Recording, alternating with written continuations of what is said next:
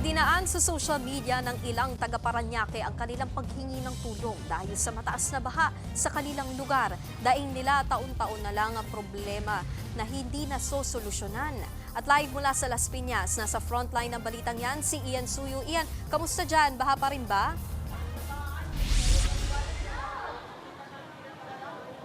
Nikki, kung ikukumpara nga kahapon, ay bahagya namang humina na yung pag-ulan na nararanasan dito sa Las Piñas, pati na rin sa Parañaque. Pero ang ilang mga residente or mga evacuees na nakausap natin, tila ayaw isugal yung pagkakataon na yan. At mas nanaisin daw nilang manatili dito dahil hindi nila alam kung kailang ba talaga magtatapos itong sunod-sunod na malakas na pag-ulan na ito. At kung meron daw silang isang hiling, ayon sa mga nakausap natin, sana naman daw kumilos-kilos yung mga nasa itaas at namumuno dahil sila raw ng mga residente yung pinaka nahihirapan sa mga ganitong sitwasyon. Rumaragas ang baha ang bumulabog sa mga taga-barangay San Antonio Valley 2 sa Parañaque. Ang tubig kasi halos lampas tao. Sa isa pang video, makikitang gumawa na ng bangka ang mga residente. Merong gumamit ng styrofoam para lang matawid ang mataas na tubig. Baka may makakita ng video na to, pa-share kami, lagpas tao na. Tulong-tulong naman ang mga residente sa Purok 3 sa pag-rescue sa kanilang mga kapitbahay sa barangay San Isidro. Lampas tao rin kasi ang baha mula nang umapaw ang tubig sa creek. Ang uploader na si Vice, kabilang sa mga apektado. Taon-taon na lang daw nila itong problema. Wala pong nangyayari sa ano namin dito. Kasi lagi pong tumataas talaga yung baha. Masasabi ko lang po sa mga nakaupo diyan, gumalaw-galaw kayo, imulat niyo po yung mga mata niyo. Kayo po mga nakahiga sa maayos, kami po ito nag-evacuate, hindi makatulog ng maayos. Ang kapitbahay niyang si Arlene, halos walang naisalba bukod sa kakarampot na unan at kumot. Inabot pa rin kasi ng tubig ang mga gamit na itinaas nila. Nung naramdaman namin na lumalaki ng tubig, nagtulong-tulong na kami para mag-akit ng gamit dito. Ang kaso, sinawang palad, inabot pa rin. Konting ulan, yung ilog, aalsa na. Ikaw, kami ilog. Sa mga larawang ibinahagi ng Mike Lista Vlogs, kinailangang i-rescue ang kanyang pamilya kasama ang kanyang 8 buwang gulang na anak dahil sa baha. Ang itinuturong dahilan ng pagbaha sa kanilang barangay, ang umapaw na creek. Ang rider namang ito, naka-helmet pang nilulusong ang hanggang dibdib na tubig sa San Andres Street. Pauwi na raw siya ng abutan ng malakas na ulan. Hindi na rin bago ang mataas na baha sa tapat ng isang mall sa may sukat sa kahabaan ng Dr. A. Santos Avenue. Tumulong na nga ang truck ng PNP para sa mga stranded na commuter. Pero ang masaklap, isang babae ang nahulog sa drainage. Ang lolo na yan, pinilit na lumusong sa abot binting baha. Hirap na kasi siyang makasakay pa uwi kaya mula multinational, naglakad siya pa 4th Estate Subdivision. Dahil rumaragasa ang baha, inalalayan na lang siya ng mga nakakakitang residente. Halos 5 kilometro ang layo niyan.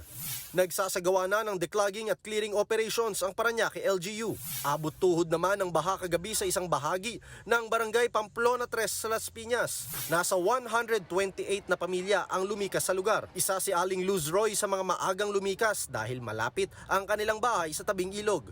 So hindi naman po kasi makakapasok yung mga rescuer. Mahirapan din po sila. Kaya nung konting bumababa na po yung baha, saka na po kami bumaba na. Lumigas po dito. Biglaan po talaga. Pero at least nakasurvive naman po kami. Super po, grabe po talaga yung baha po talaga sa amin. Mayroon din po kami mga naisalba, meron din naman po na hindi po namin naisalba. Humihingi po kami ng tulong po sa mga gobyerno na bigyan po kami ng mga relief at makarating po sila ng maaga po. Samantala, binahari ng bahagi ng Tuazon sa may Zapote Road. Hindi rin madaanan ang Zapote Junction Road dahil sa taas ng tubig kagabi. Dahil sa walang patid na ulan magdamag, 145 na pamilya o 542 na individual ang inilikas at kasalukuyang nasa Verdant Covered Court.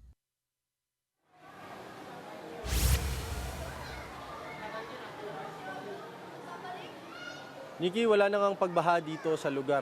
At kanina nga medyo umaraw na ng konti dito. Yun nga lang, biglang kumulimlim at sinundan ng malakas na paghangin. At sa mga oras nga na ito, nananatili pa rin yung nasa mahigit 500 na mga evacuees dito sa kanilang mga modular tents sa isang covered court dito sa barangay Pamplona 3. At ayon sa kanila, ang pinakapangunahing pangangailangan daw talaga nila ay damit at pagkain dahil karamihan nga sa kanila walang naisalba dahil mabilis yung naging pagragasa ng tubig, pag-angat ng tubig at yung iba sa kanila wala na talagang nakuhang mga damit or mga gamit man lang. Kung ano lang daw yung suot nila, yun na daw kagad yung meron sila at pagtutungo nila dito sa covered court, yun lamang yung tanging naisalba nila. Kaya kung ano man daw yung pinakakailangan nila, yun na lang daw muna yung mahihingi nila sa ngayon.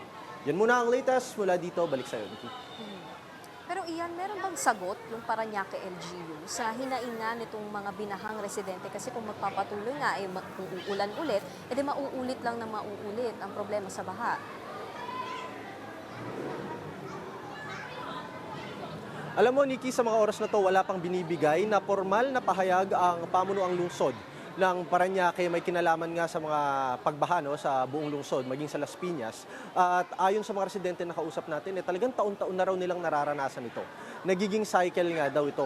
Kung tuwing uulan, tuwing ganitong season, ready na daw silang mag-evacuate dahil inaasahan nila na talagang tataas na naman yung tubig, sila na naman yung maapektuhan. Ang tila nakapagtataka lang daw, bakit tuwing sasapit ang eleksyon, mag-election season, nasusubaybayan daw, napupuntahan, nasusuyod daw ng mga politiko yung lugar nila. Pero pagdating sa mga ganitong problema, ganitong pagbaha, tila hindi daw sila napupuntahan ng mga namumuno sa kanila. Vicky? Maraming salamat. Ian Suyu, mag-iingat kayo dyan. Mga kapatid, Nikki de Guzman po. Para sa mga impormasyong dapat ninyong malaman, mag-follow at mag-subscribe na sa social media pages ng News 5.